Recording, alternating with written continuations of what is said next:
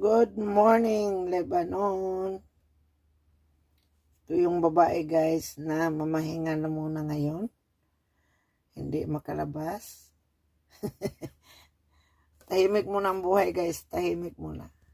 Dito muna tayo sa bahay. Kulong-kulong pag may time guys. Sundin natin protocol sa ating busing. Kaya pag anong mangyari sa atin dyan sa labas, wala tayong laban. Sabihin, ang tigas pala ng ulo mo talaga, no? Sana all. Kaya, higa-higa lang muna tayo, guys. Tawag-tawag tayo kung sinong matawagan. Tinawagan kung siupa o hindi pa nakarating. Maya, guys, kaya tawagan natin.